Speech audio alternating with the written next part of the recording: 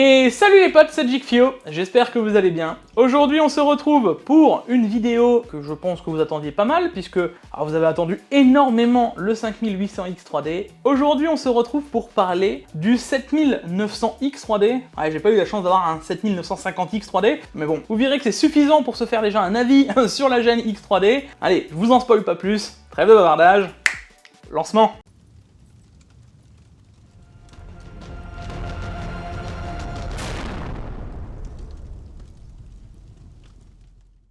Bon, et nous revoilà les potes. Alors comme d'habitude, on n'oubliera pas le like, l'abonnement, les réseaux sociaux si la vidéo te plaît, à nous suivre sur Twitch, parce qu'il est possible que ces derniers temps, je reprenne un petit peu le sens du stream. Il n'est pas impossible, alors pas ce CPU là, mais les CPU classiques, les 7000, qu'on fasse prochainement de l'overclocking dessus. Donc si tu as du processeur AMD en termes général, parce que les 7000 ou les AM4, c'est plus ou moins la même chose, hein. M5, AM4, ça s'overclock plus ou moins pareil. Donc n'hésite pas à passer sur Twitch prochainement, on va sûrement s'amuser à faire un peu de clocking. Voilà, bon les gars, avant de commencer la vidéo, j'en profite aussi pour vous le dire, le CPU est à gagner sur Twitter, donc là tu peux checker directement dans la description si tout se passe bien, il y a un petit lien qui t'emmène vers Twitter, et puis si t'as envie de participer au concours, pense-y, voilà, le CPU est à gagner. Voilà. Bon les gars, l'heure est grave. Ça fait maintenant 2 semaines et demie, 3 semaines, je crois, que les X3D sont sortis et j'ai pu réceptionner un 7000X 3D. Alors, j'ai pas eu le 50X 3D et finalement c'est pas plus mal parce qu'il y a eu tellement peu de tests du 7900X 3D, c'est incroyable d'ailleurs. Et j'ai l'impression qu'AMD n'a envoyé que des 50X 3D, même si je pense savoir pourquoi, hein, tout simplement pour avoir la palme du gaming, parce que c'est vrai qu'un CPU 16 cœurs, 32 threads, c'est la base pour faire du gaming, hein. Tout le monde sait que tu as besoin d'un 16 cœurs, enfin, pour aller faire tourner ton Fortnite. Non, malgré le test, même si vous allez voir que j'ai été quand même assez étonnamment surpris, avant de dire, ouais, de toute façon, on sait que tu vas défoncer le X3D. Pour le coup, au contraire, j'ai même le postérieur entre deux chaises, si tu vois ce que je veux dire, parce que à l'heure actuelle, les cartes mères sont en train de descendre, on est en train de nous faire des kits de plus en plus intéressants sur les Ryzen, la RAM chute. Je commence enfin à pouvoir me dire, enfin parler des 7000, il y a enfin un intérêt. Et même les 7000 autres, vous allez comprendre que là, il va avoir un plus gros intérêt encore d'en parler, parce que en vrai, ils vont seulement devenir intéressants maintenant. Donc au final, que je n'ai pas sorti les vidéos, c'est pas si grave, parce que on va vraiment se focus sur les perfs maintenant. Enfin bref, on va peut-être commencer tranquillement pour se mettre en jambe sur les 7000X 3D. Déjà, à mon sens, le gros coup de gueule que j'ai envie, ça c'est certain que j'ai envie de dire, pourquoi aussi tard en fait. On nous a sorti les X classiques de souvenirs octobre et début mars, on te sort les X 3D, soit même pas 5 mois après. Mais pourquoi en fait? Vous allez me dire oui mais bon tu sais AMD c'est une boîte qui est en bourse, il y a des investisseurs. C'est notre problème à nous? Est-ce que le consommateur moyen, c'est son problème à lui? Non.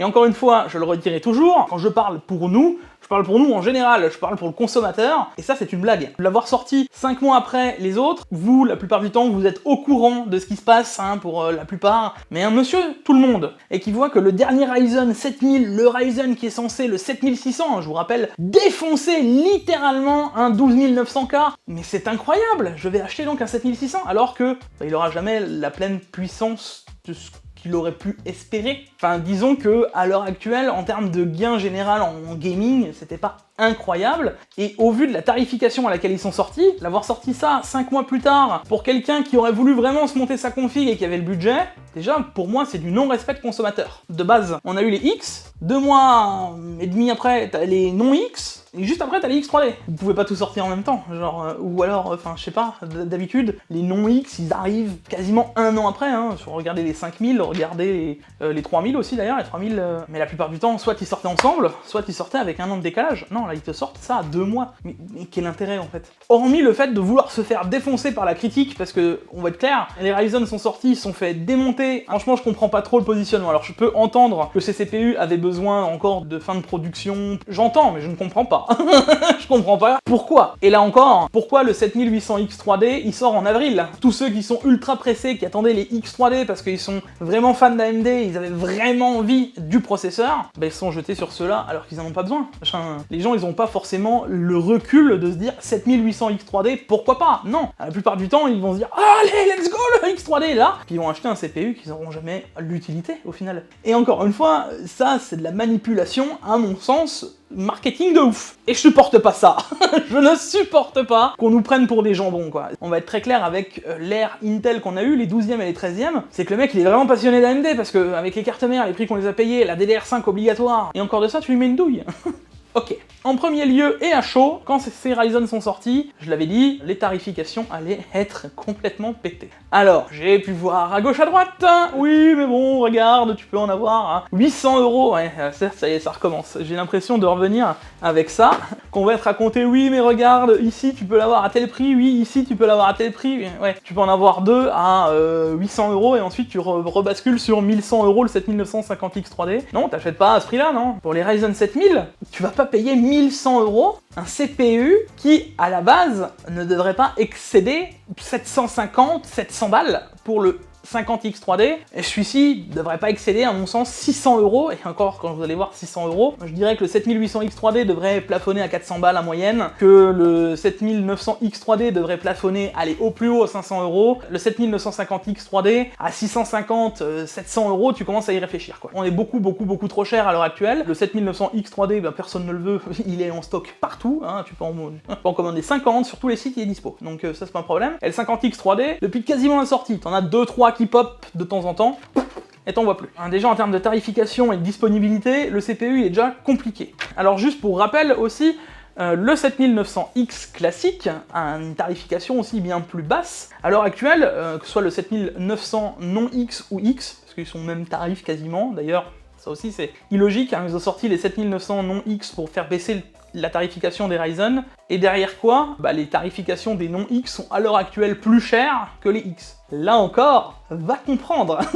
C'est compliqué pour monsieur tout le monde, j'imagine, de vouloir se refaire un PC en AMD, bah, c'est complexe. Alors maintenant, la vraie question qu'il faut se poser, bah, c'est la tarification de celui-ci, au final. Parce que, à l'heure actuelle, sur le site AMD, d'ailleurs il est dispo, on peut le trouver à 660 €. Comparativement à son homologue en 7900X, bah, le CPU, il a quand même 50% de prix en plus, quoi. Parce que maintenant, si tu cherches un petit peu des 7900 non X ou X, en cherchant un petit peu, t'en trouves à 450 €. Est-ce que 660 ou 700, c'est justifié?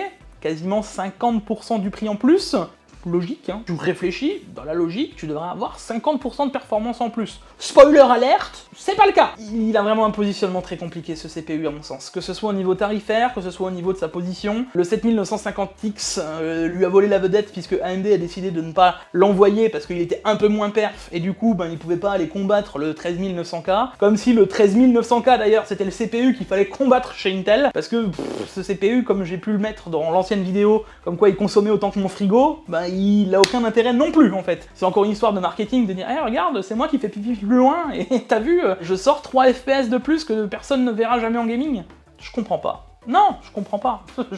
Et puis bon, encore le 12 core. J'aurais pu comprendre, pourquoi pas. Le 16 core, le CPU que je recommande le plus haut de chez Intel à l'heure actuelle pour du gaming et du streaming, en termes général, c'est le 13600K. Qui est moins performant que le 7900X en termes de rendu. Vous allez le voir après, à quoi ça sert. Alors il y en a qui vont me dire oui mais bon, alors ça va concerner à 0,01% de la populace qui va vous dire oui mais moi j'ai besoin de faire du rendu et du gaming. Alors ça on va en reparler, hein, parce que ça aussi c'est un problème. Dans tous les cas, vous avez compris en termes général du coup de gueule là, que je passe sur AMD que d'un côté c'est un positionnement tarifaire très compliqué, parce que voilà, et d'un autre côté, un CPU qui n'a pas vraiment de raison d'être en fait, donc c'est complexe. Bon, avant toute chose, Diam, je pense qu'on va nous faire un joli tableau, hein, il va nous afficher tous les CPU, on va parler de l'architecture en termes général des 7000, alors je vais vous passer les non-X, puisqu'à l'heure actuelle les non-X, j'ai pas vraiment envie d'en parler. T'as des CPU qui sont là présents, qui sont plus chers, qui sont censés être moins chers, mais qui sont plus chers que la version X, qui est, elle, meilleure sans overclocking. Donc on va faire vite fait le tour des CPU, hein. On a le 7950X, 16 cœurs, 32 threads, 4,5 GHz, tout 5,7, 81 mégas de cache, écoutez bien parce que ça c'est important, les mégas de cache, etc., vous allez comprendre pourquoi. 170 watts de consommation, le 7900X, 12 cœurs, 24 threads, un 4,7 tout 5,6 GHz, 76 mégas de cache, 170 watts. Le 7700X, 8 cœurs, 16 threads, 4,5 tout 5,4, 40 mégas de cache et 105 watts de consommation. Le 7600X, 6 cœurs, 12 threads, 4,7 tout 5,3, 38 mégas de cache et 105 watts de consommation. Alors vous allez comprendre pourquoi c'est vraiment important, parce qu'il va falloir comprendre qu'est-ce que le cache 3D. Et ça, au final, j'en avais pas vraiment parlé avec le 5800X 3D, et j'aurais dû, parce que j'ai l'impression qu'il y en a qui n'ont pas trop bien compris le principe.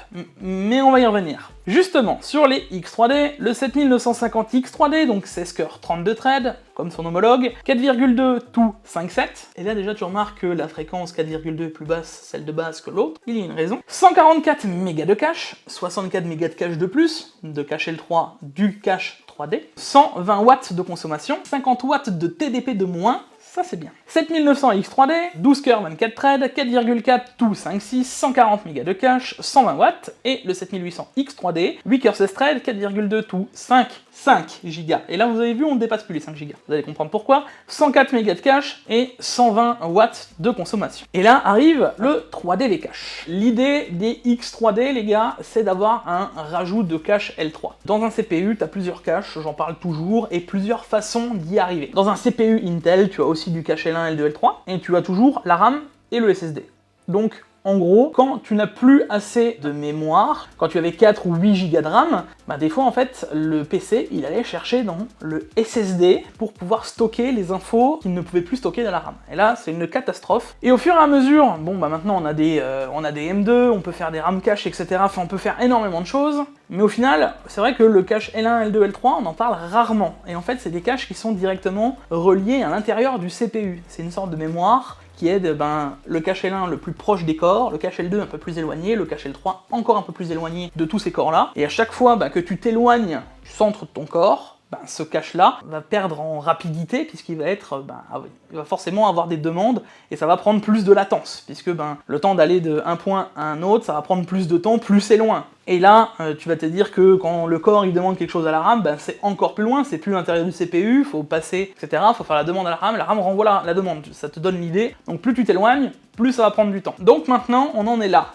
AMD rajoute du cache L3, donc 64 mégas de cache, parce qu'on s'est rendu compte que dans certains jeux, il y avait un bénéfice de ouf de rajouter ce cache L3 par-dessus le cache existant. Ce qui fait que tu te retrouves avec d'énormes stocks de cache L3, et tout ce que on peut stocker dans le cache L3, c'est ce qui n'ira pas dans la RAM, ce qui sera plus rapide, finalement, donc pour les demandes du CPU. Et là finalement, il y a certains jeux qui vont énormément profiter de ce cache, tu vas avoir Fly Sim, tu vas avoir Spider-Man, tu vas avoir finalement quelques jeux qui vont être bien plus performants, mais alors quand on parle de bien plus performants, ça part tout de suite, genre tu pars de, je sais pas, d'un coup 200 FPS bloqués avec quasiment tous tes CPU, d'un coup tu vas passer à 260. Et là tu fais, waouh, le gain il est ultra violent du moment où tu as besoin de ce cache L3, enfin que le jeu va piocher dans ce cache L3 finalement pour être plus performant. Fun fact, c'est pas forcément vrai pour tous les jeux. Si tu prends l'exemple de certains jeux compétitifs, genre je te montre CSGO, on l'avait déjà vu avec le 5800X 3D, il était moins performant que le 5800X. Ça se voyait quasiment pas puisqu'ils étaient plus ou moins à la même fréquence, ça se jouait à 200 MHz près. Mais là, ça se voit beaucoup plus, parce que des CPU comme le 7950 ou même le 7900 montent à une telle fréquence 5.6, 5.7, 5.8, 5.9 qu'au final, la différence elle est ultra violente par rapport à du 5 Go donné par le X3D qui est contrôlé. Et là, vous êtes en train de vous dire, mais en quoi ça a un impact au final Gig? Mais justement, AMD, avec leur architecture en chiplet, avec l'IO qui est en bas, donc l'IO c'est tout ce qui est entrée-sortie, c'est ce qui va communiquer avec la RAM, c'est d'ailleurs ce qui va permettre entre les deux chiplets de communiquer ensemble, quand il y a une info qui doit passer, il passe automatiquement par le système IO qui repart dans l'autre corps, enfin voilà, forcément ça rajoute de la latence à chaque fois que ça doit discuter. C'est aussi pour ça d'ailleurs qu'on avait rajouté énormément de techno AMD, qu'ils avaient énormément aussi augmenté le cache L3, justement pour pallier au fait que si ça doit discuter, il y a moins besoin de discuter s'il y a plus de cache L3. Logique. Enfin bref, vous avez compris l'idée, le problème c'est que donc on a des cœurs qui sont séparés sur AMD, un peu à la manière d'Intel. La différence étant que Intel étant monolithique, ça veut dire que tout est géré d'un seul coup, on a les cœurs performance, les cœurs efficients en bas, et tout se gère d'un seul bloc. Alors que pour les processeurs AMD, on a deux blocs séparés, un qui est en non X3D, un qui est en X3D. ce que n'aura pas le 7800X 3D, puisque lui, il aura un seul bloc de 8 corps en X3D. Prenez un aspirine, parce que c'est là que ça va commencer à poser problème.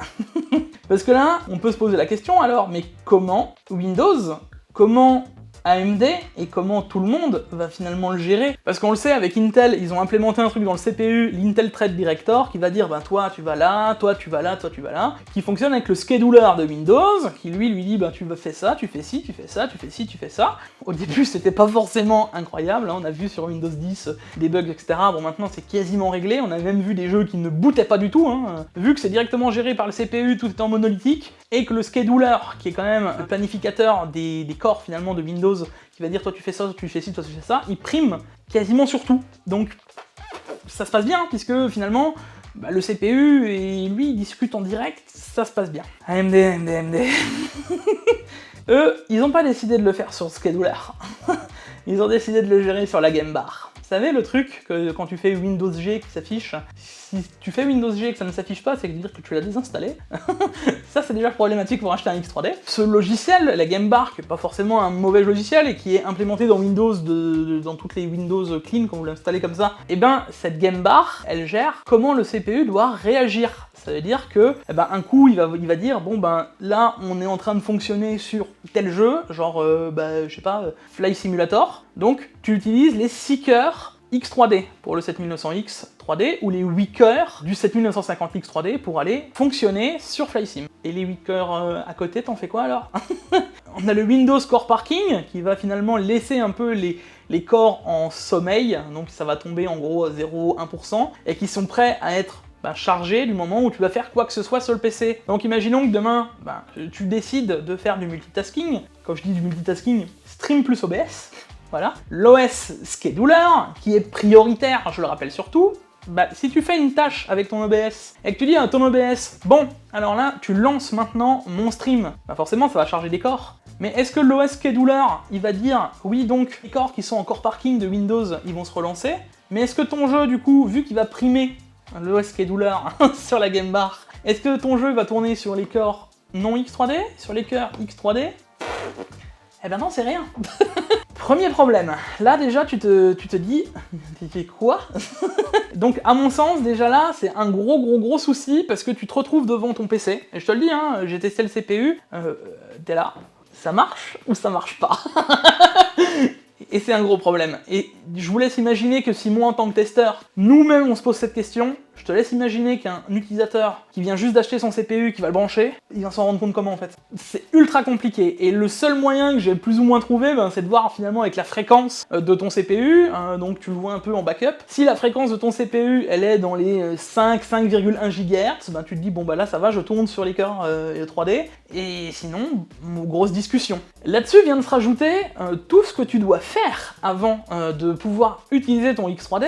Là aussi, tu as envie de fuir. Alors là, il faut que tu fasses en termes de prérequis. Ça veut dire que tu viens d'acheter ton CPU, et là tu te dis, let's go, hein, c'est compatible. Il faut que tu mettes à jour le BIOS, ça tu vas me dire, c'est plus ou moins commun. Il faut que Windows soit à jour, ce qui veut dire que si tu n'avais pas envie d'avoir la dernière mage foireuse, 21H2, 22, bref, ça marchera pas correctement. Le Game Mode activé, la Game Bar mise à jour, le pilote de chipset mis à jour, le service AMD installé, le BIOS en auto, parce que si tu modifies quelque chose dans le BIOS, ça marchera pas non plus, et on en passe, des vertes et des pas mûres. Quand tu sais le faire, ça va. Mais monsieur tout le monde, vous croyez qu'il va débarquer, il va brancher son CPU, il va faire ça? Alors, là je vais me dire que je vais vérifier le BIOS, la GESA, le machin...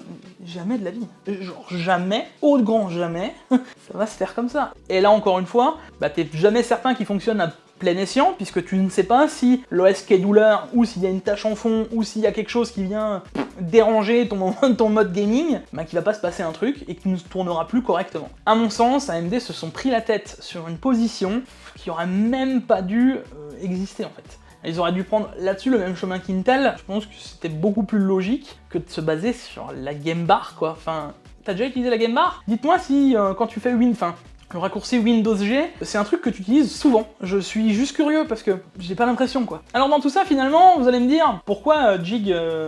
Enfin, au final, moi je me dis, ce CPU, tu l'utiliseras jamais au plein potentiel. Parce que, tu ne seras jamais au courant, si tu l'utilises au plein potentiel, quand tu vas l'utiliser finalement. Puisque tu sauras jamais si tu seras sur les cœurs X3D, tu sauras jamais vraiment si tu es sur les cœurs non X3D, tu sais pas si n'importe quelle tâche que tu vas faire, bah elle va pas tout changer. Tu télécharges un truc un peu plus violent sur Steam, vous avez déjà vu que Steam, des fois, quand ça télécharge, ça vous charge des choses en fond, alors que tu es en train de jouer sur Epic Games. Imaginons, tu vois, le truc, il a rien à voir. Et ben, il va se passer quoi? Il va relancer les cœurs non X3D, et du coup... Alors dans tout ça, il y a aussi un autre problème qui va en découler. AMD ont quand même pensé à essayer de régler le problème via le Pilot chipset, en mettant le 3D Vertical Cache Optimizer. Quand tu mets à jour ton chipset, d'ailleurs vous pouvez aller directement sur AMD, il y a un petit soft, si vous voulez, je vous mettrai le lien. Là-dessus, AMD c'est assez bien fait. Et le problème, c'est que tous les jeux ne profitent pas justement du cache X3D. Donc, imaginons la position de CSGO, et là, moi j'ai pas eu de jeu, parce que j'ai pas changé mon protocole de test, mais ça on en reviendra après. J'ai pas changé mon protocole de test parce que je change de CPU, donc CSGO je l'ai pas testé, mais enfin, je vous donne un exemple type, CSGO Apex. Si vous prenez la position du X3D vs non X3D, il y a de fortes chances qu'il soit finalement bien plus performant que si vous suiviez le cache X3D. Et ça, AMD, ils l'ont pas prévu, donc encore une fois, là tu n'utiliseras pas la pleine performance de ton CPU. Alors heureusement, Ryzen Master ou le BIOS, vous avez 2-3 petites options. Si vous allez dans CPU configuration, tu peux choisir en gros comment va être géré ton CPU. Si tu préfères que ce soit via le Pilot chipset, si ce soit via la fréquence ou via le... Enfin, tu le forces en fait, tu le forces dans une des positions, et ou via Ryzen Master, tu désactives les corps. Et là, t'es sûr qu'en désactivant les corps, il y en a qu'un qui fonctionnera. Donc tu vas te retrouver soit avec ton X3D, soit tu vas te retrouver avec ton non X3D. Mais encore une fois, c'est quand même incroyable que tu sois obligé de désactiver des corps ou alors que tu fasses des manips dans le BIOS en fonction des jeux que tu joues. Ça veut dire que si là tu te dis « Oh tiens, je vais me faire une petite partie de CSGO aujourd'hui », tu dois aller dans le BIOS, désactiver les paramètres, enfin activer les bons paramètres pour pouvoir aller avoir le maximum de performance quand tu vas aller jouer à CSGO. Et là tu te dis bon maintenant CSGO ça me saoule, je veux jouer à Flight Simulator, donc va falloir que j'aille sur le BIOS, que je redésactive ce que j'ai activé avant pour le remettre en mode auto. Enfin, c'est quand même compliqué. Nous on le voit en tant que testeur, pour nous ça paraît assez facile et assez logique. Pour toi derrière la caméra, si tu viens prendre un X3D, peut-être que ça va se régler avec des mises à jour. À l'heure actuelle, à mon sens, on comprend encore une fois encore moins le positionnement d'AMD quoi. Alors autre point que j'aimerais parler, puisque finalement c'est la première fois que je parle des 7000, c'est la RAM. Si tu vois que tu mets 15 ans à booter, t'inquiète, c'est normal, Gigabyte a fait de gros progrès dessus, et mais si avec les nouvelles mises à jour sont en train de faire des progrès, je pense que ça va arriver sur les autres, mais à l'heure actuelle, par exemple sur Asus ou ASRock, t'inquiète pas, si ça met 1 minute à booter, tout va bien, c'est que tout se passe bien. Et alors pour passer les profils expo, mettez bien à jour vos BIOS, parce que ça aussi, ça l'histoire. Tu te retrouves avec des kits de RAM qui ne bootent pas, au-dessus de 6000, bon courage. Encore une fois, si tu n'as pas envie d'y passer énormément de temps et faire de l'overclocking, prends des trucs qui sont sûrs d'être safe, donc va bien dans les QVL de ta carte mère, vérifie que le constructeur dit bien je prends en charge et la RAM tel le prend en charge aussi, en espérant là-dedans que ton CPU a un IMC comme ça, et que ta carte mère soit comme ça, parce que sinon, ça va poser problème. Deuxième chose, parce que c'est vrai que ça j'en ai pas vu beaucoup en parler sur les reviews, le AM4 compatible refroidissement. C'est vrai qu'en France, en même temps, on en a pas beaucoup parlé de ces CPU, puisque il n'était pas vraiment intéressant jusque-là. Maintenant qu'on a des cartes mères qui le font, vous savez la plate qu'on avait à l'arrière des CPU AMD, vous savez cette plate qui, dans quand même pas mal d'AIO, au final est remplacée par une plate custom des revendeurs d'AIO. Eh ben c'est non compatible, Voilà, parce que, encore une fois, il faut lire la petite astérix qu'il y a à côté de AM4 couleur compatible, et là tu te rends compte que, oui, compatible que avec les fixations d'AMD, quoi. Même si c'est écrit, encore une fois, si tu es dans ce cas-là et que tu te dis « Oh bah oui, tiens, je suis déjà sur AM4, ça va bien marcher », et que tu te rends compte qu'au final, ton AIO ne se monte pas dessus, je pense que tu dois vraiment être vénère. D'ailleurs, je vous invite à voir les petits threads Reddit que j'ai pu aller lire, ils avaient pas l'air sympas, ils avaient un peu salés quand même. Dans tous les cas, maintenant on va refermer la page de tout ce que je peux trouver de mauvais sur le CPU, parce qu'il y a quand même des bons points, et on va arriver au moment des tests, et vous allez voir que malgré tout, j'ai quand même eu de très bonnes surprises sur le CPU en termes général, pour le coup, même s'il y a énormément de choses qui sont mauvaises, il y a 2-3 trucs qui sont pas si mal. Alors, pour rappel les gars, on va parler de la table de configuration de benchmark. On était avec mon Ryzen 7900 X3D sur la ROG Crosshair Extreme, la plus grosse carte mère de chez Asus. En RAM, j'ai utilisé la Corsair Vengeance en 6000C30, donc la RAM qui est vraiment optimisée Expo, la meilleure RAM à l'heure actuelle qu'on peut utiliser en tout cas sur les Ryzen 7000, histoire de ne pas être désavantagé par rapport aux Intel. Les Intel ont été testés eux en 7200C34, les Intel 12e ont été testés eux en 6400C32. On y reviendra bientôt, mais vous verrez qu'entre la 7002C34 et la 6004C32, vous verrez qu'il n'y a pas énormément de différence en termes de performance, on y reviendra aussi bientôt. En termes de carte graphique, on était sur ma 6900 XT pour ne pas changer. D'ailleurs, encore une fois, merci d'avoir répondu autant présent dans les sondages qu'on a pu faire, quand je vous ai sondé un peu à gauche à droite, que ce soit sur Twitch ou sur l'onglet communauté YouTube. Les gars, vous avez été au top. Donc pour l'instant, je valide bien qu'on restera sur la 6900 XT jusqu'à avoir fini tous les tests CPU. Bien entendu, comme d'habitude, on testera en 1080p, pour ceux qui se posent la question, parce qu'à chaque fois, je le vois dans les commentaires, la 1080p, c'est là où on verra la plus grande différence en termes de différence entre les CPU, quoi. C'est là où tu as plus de chances de bottleneck carte graphique avec le CPU. Donc on va tester en 1080p pour aller chercher les plus grosses différences. Et bien entendu, c'est pour ça que avec une 4090, tu vois plus de différence qu'avec une 6900 XT. Maintenant, à vous de juger si c'est réellement concret pour vos PC ou non. Ah oui, c'est vrai, avant que j'oublie, on était sur la table de bench, comme d'habitude, avec un refroidissement en water cooling custom, comme d'habitude, l'hybrid cooling que j'utilise comme d'hab. Je vous laisse avec les benchmarks en gaming. Let's go!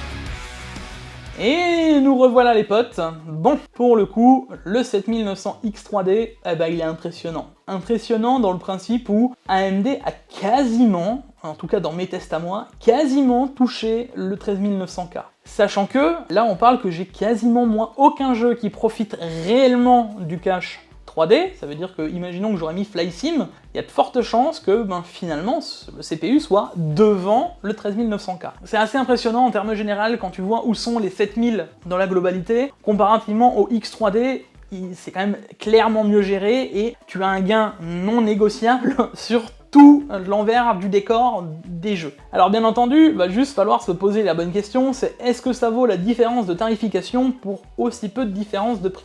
Parce que quand tu regardes par rapport à un 13600K qui est 2 fois moins cher, le gain est présent, mais pour 1%, c'est très discutable. Et quand tu vas monter en définition, au final, tu ne verras pas la différence. Donc encore une fois, ce CPU, oui, je vous le conseille en gaming, s'il y a un réel intérêt de le conseiller en gaming, ce serait que pour des jeux bien spécifiques. Ça veut dire que si vous allez viser, alors c'est à vous de vous renseigner, si FlySim, exemple, vous voulez absolument FlySim, voilà, prenez du X3D. Si vous allez jouer à CSGO, 13600K. Donc encore une fois, c'est vraiment en fonction du jeu où vous êtes le plus focus. Maintenant, en termes général, il est quand même plus perf que les Ryzen 7000. Vous verrez, une fois qu'on aura fini de les tester, je vous les afficherai tous de toute manière. Mais en termes général, il est bien plus perf que les Ryzen 7000, c'est non négociable. Maintenant, encore une fois, là, est-ce que ça vaut la différence de prix entre le 7009 et le 7900 X3D? La discussion peut se lever. Disons que, à mon sens, pas vraiment. Et d'ailleurs, dans les tests, beaucoup de monde vont comparer les X3D, que ce soit le 7950 X3D ou le 7900 X3D, au 13900K. Mais ne pas oublier les gars qu'on a aussi des i7, le 13700K qui est la même base que le 13900K, qui a juste 8 cœurs efficientes de moins, qui booste un petit peu moins haut. Je crois que t'as 200 MHz de différence avec le 13900K. Il y a largement moyen qu'ils viennent concurrencer la gamme. Je l'ai pas affiché pour rien, c'est parce que je pense que ce sera un de nos prochains tests qu'on fera sur la chaîne, histoire de pouvoir vous montrer la différence de performance entre le 13700K et le 7900 X3D, sachant que là tu te retrouves aussi en dessous de 400 €, alors que là t'es proche des 700 quoi. Et puis bon, je vous parle même pas du 12400 OC, je reste du principe que à l'heure actuelle, c'est toujours lui qui a la palme en gaming. Pour monsieur tout le monde, jusqu'à, je dirais, une 7900 XT, 7900 XTX, si tu suis les recommandations que j'ai données sur la chaîne l'année dernière avec l'overclocking, la bonne carte mère, c'est difficile de faire mieux. C'est vraiment difficile de faire mieux, et là, il faut juste se rendre compte que pour le prix du CPU, là t'es à 100, je crois que t'es à 160 €, la B660, tu la trouves maintenant entre 200, 220 €, et encore, peut-être qu'on a des B760 maintenant qu'ils le font aussi, je vais me renseigner là-dessus, donc ils seront peut-être moins chers. Bref, et tu prends de la DDR5, même, de toute façon maintenant que ce soit un kit ou l'autre, tu seras en DDR5 pour avoir le maximum de perf, et tu te rends compte qu'au final, juste que le pack RAM, CPU, CM, c'est juste le prix du CPU, quoi. Et à partir de là, bon, tu peux aller dans tous les sens, il le rattrapera pas. Et maintenant arrivera le deuxième endroit où finalement je ne l'attendais pas, et où finalement je suis ultra content. Parce qu'à l'inverse du 5800 X3D, où on a surtout eu une augmentation de température incroyable, AMD a énormément bien bossé sur les 7000 X3D, c'est sur la consommation. Checkez bien la consommation de temps en temps, je vous affiche un core temp sur le côté, et on peut voir la consommation, et vous allez voir que c'est impressionnant. Allez, on passe au benchmark synthétique, trêve de bavardage, lancement.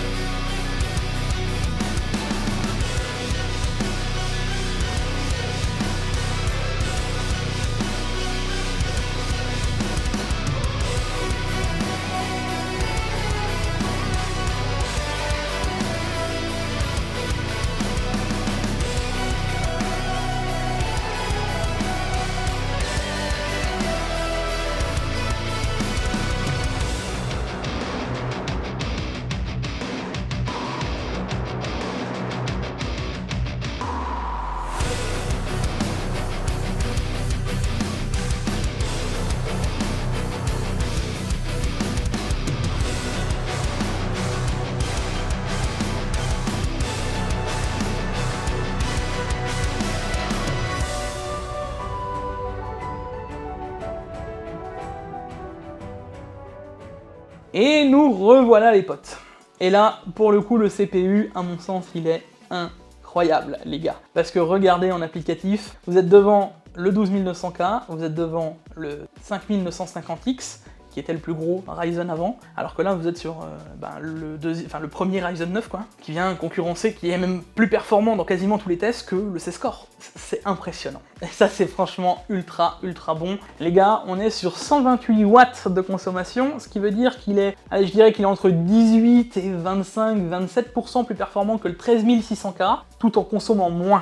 Et ça, c'est génial. Tu as moins de température, là le CPU tournait au maximum à 80 degrés, et j'ai pu constater que quand tu désactives les corps, on va y revenir, c'est surtout les X3D qui montent aussi chaud, si les classiques montent moins haut, et ça c'est un peu comme le 5800 X3D, mais à l'inverse, le 5800 X3D, il consommait la même chose que le CPU. Et d'ailleurs, c'est ça qui est impressionnant, c'est que en termes de conso, on est quasiment équivalent entre les deux CPU, mais en termes de performance, on est quasiment x2 en termes de rendu. Et ça, c'est ouf. Franchement, le 7900 X3D est impressionnant, puisque tu t'approches des performances du 7900X, un petit peu en dessous, puisque y a un peu moins de fréquence, mais c'est ouf.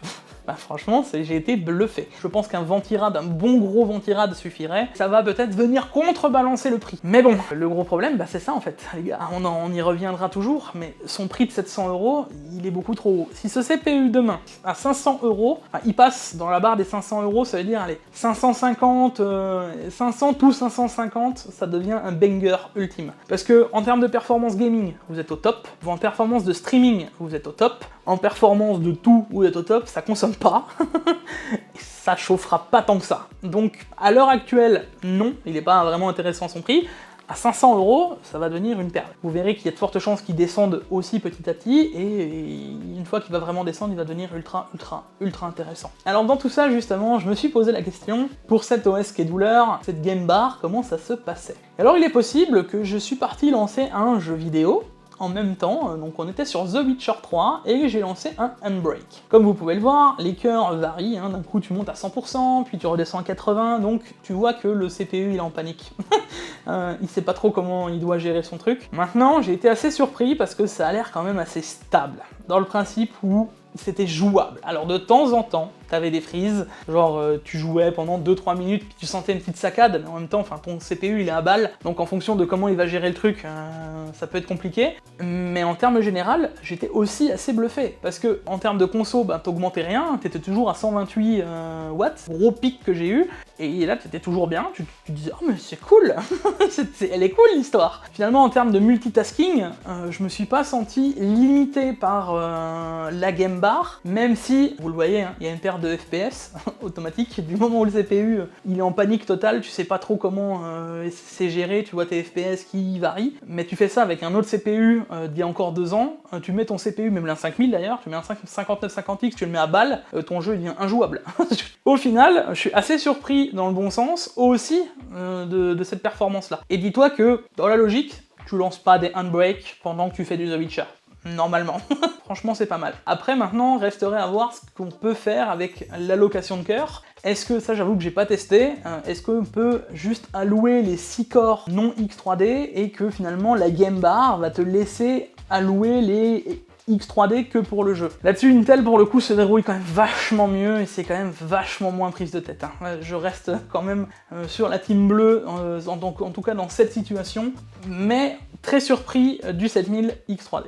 Et là arrive le moment où vous dites, bon, on a fait le tour, hein, on a fait le tour des performances en gaming, c'est plutôt très correct, on a fait le tour des performances en applicatif, c'est plutôt très bon, et là on arrive à un moment où, et si AMD n'aurait pas été aussi bizarre au final, et nous aurait sorti un 7600X 3D. Parce qu'on sait que le 7800X 3D arrive en avril, mais on n'a jamais eu d'annonce sur le 7600X 3D. Et ce qui est bien, c'est qu'avec le Ryzen 9, eh ben on peut l'émuler, parce que quand tu désactives le CCX2, ben t'as le CCX1 qui est en full X 3D. Et je me suis dit que ça pourrait peut-être valoir le coup d'aller faire un petit tour en 7600X 3D émulé. Allez, trêve de bavardage, lancement.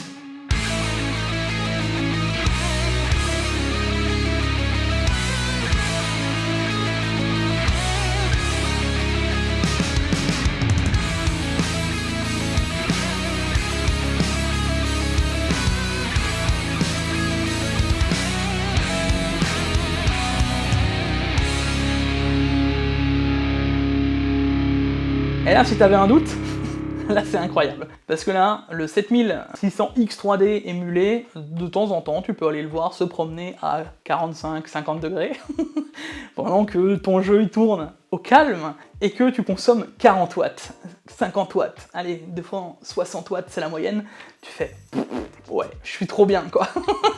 Et franchement, c'est assez impressionnant. Et là, c'est là que tu te dis que le 7800X 3D peut vraiment avoir une plus-value en fonction des CPU. Encore une fois les gars, le 7600X 3D, ça aurait été à mon sens bien plus intéressant que le 7950X 3D, simplement parce que beaucoup plus de monde aurait pu y avoir accès. Pas de problème en termes général de tout ce qu'on a pu dire, hein, avec les histoires de game bar, de comment ça allait être géré. T'as qu'un seul CCX de 6 corps ou de 8 corps, et basta. Et au final, ben, tu le gères comme tu veux. Ça c'est un CPU que tu vas prendre, tu sais que tu vas le bidouiller. Je veux dire, tu sais que tu vas toucher à quelque chose, alors que eux ils le vendent comme un truc prêt à être sorti et que tout le monde va pouvoir utiliser. Maintenant, à mon sens, le 7600X 3D, s'ils le sortent un jour, et le 7800X 3D va être bien plus intéressant. Maintenant arrive le moment qui fait mal, avant la fin de la vidéo, et vous comprenez peut-être un peu mieux maintenant pourquoi je disais que j'ai un peu le derrière entre deux chaises, parce que malgré les a priori que j'avais sur la plateforme, bah au final j'en suis assez content, dans le principe où, en termes de consommation, en termes de chauffe, c'est maintenu, en termes de performance, on y est, la performance applicative est bonne, la performance gaming est présente. Au final, moi, ce 7900X, comparativement à tous les tests que j'ai vus, ben, je le trouve pas si déconnant comparativement à du 7950X 3D qui, lui, est vraiment à destination des professionnels. Parce qu'il n'y a pas d'intérêt d'avoir un plus gros qu'un 7950X 3D ou d'avoir un 7950X tout court pour du gaming. Alors que lui pourrait se justifier pour du gaming, du streaming et d'autres applications. Donc pourquoi pas. Je le trouve pas si déconnant, en tout cas, d'avoir été créé. Et c'est ce que j'avais dit, le 7950X, à mon sens, était une hérésie. Celui-ci, pourquoi pas. Et là arrive le problème de la douloureuse. Alors là, je vous ai pris face au 13700K, parce qu'à mon sens, ben, c'est le concurrent direct. On est quasiment, en termes de performance applicative, équivalent. En termes de performance gaming, c'est la même chose, puisque t'es équivalent à un 13900K, 1 ou 2%, enfin, kiff bourricot 13900K, et t'as pas besoin d'un 13900K, t'as même pas besoin de ce CPU là. Je devrais même pas le comparer, je devrais le comparer à un 13600K. Ce serait encore une fois aller taper dans le truc, parce que bah, si tu vas comparer un 13600K qui est à la moitié du prix du CPU, t'es obligatoire que Intel va gagner. Alors que là, tu peux aller sur une parité en te disant que t'es sur le même base applicative, t'es sur la même base en gaming. Le problème, c'est vraiment son tarif. Enfin, quand tu prends le CPU, qui est à 660 €, hein, je l'ai pris en tarification basse, tu prends une carte mère, et là, peut-être qu'on va avoir du changement avec la nouvelle ASRock. Je vous ai dit, on pourrait avoir une nouvelle ASRock qui vaudrait 150 €, on viendrait de réduire de 50 € le prix, ça peut se discuter.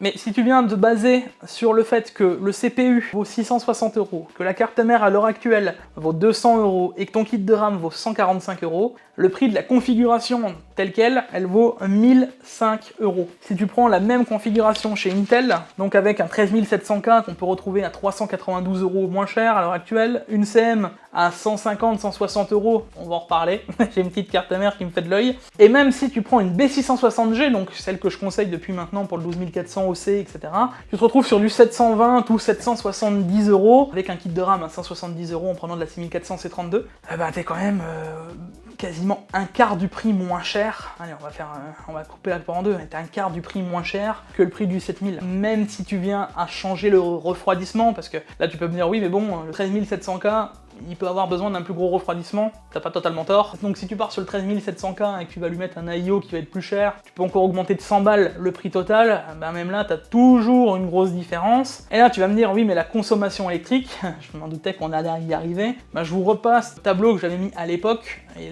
même là c'est pas intéressant en vrai, parce que tu te retrouves avec le tableau électrique en consommant 2 heures de gaming par jour, 2 heures d'idle, donc ça veut dire que le CPU il fait rien, tu regardes même pas YouTube, tu vois. Et que tu fais 1 heure de rendu tout le temps, ça veut dire là que ton CPU il tourne à balle, ça veut dire que t'es sur le 13700K, il est à 230 watts. Là je l'avais comparé avec le 13900K et le 7950X 3D, donc qui consommait un chouïa plus, le 7950X 3D, mais le 13900K qui consomme beaucoup plus que le 13700K, et ben pour le coup tu te rends compte qu'après 5 ans d'utilisation, 365 jours par an, de 5 heures, total de ton PC, bah tu te rends compte que t'as que 100 € de différence et que t'es toujours pas rentable avec le prix actuel du CPU quoi. C'est un investissement sur le futur.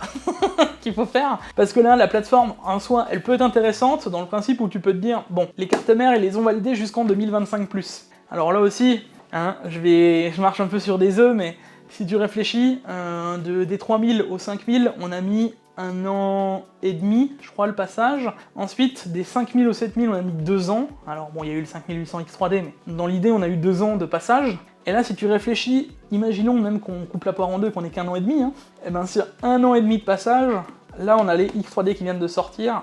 Donc nous sommes, à l'heure actuelle, mi-2023. Ben, tu prends la demi-année, tu te retrouves en 2024, tu prends 1 an. Et on est quoi? Ah ouais, bon, 2025, ça ferait une génération de CPU, peut-être 2 générations de CPU, bah, c'est pas beaucoup plus que ce qu'ont fait les D660. Disons que pour l'instant, c'est un pari sur le futur, de se dire, est-ce que je tente du B650, du X670, en me disant, je peux en avoir un intérêt, mais c'est complexe. Hein. Franchement, l'histoire, elle est vraiment compliquée, et encore une fois, c'est vraiment un pari. Parce que là, on est finalement sur une plateforme morte. On sait que les Intel, c'est la dernière, les 13e sont sur Z690, B760, et voilà, ce sera les dernières CM. Donc si tu prends un 13700K, tu n'iras plus l'upgrade, c'est fini. T'as quasiment le plus gros CPU, voilà, c'est terminé. Alors que là, t'as quand même une idée d'upgrade. Dans le principe où tu sais que tu pourras encore aller chercher un CPU. À toi de te poser la question si ton 13700K ne te suffira pas longtemps aussi. Parce que, en vrai, vu la performance qu'il a, voilà, et même si demain il y a une 5090, tu seras peut-être un peu bottleneck si tu vas jouer en 1080p quoi.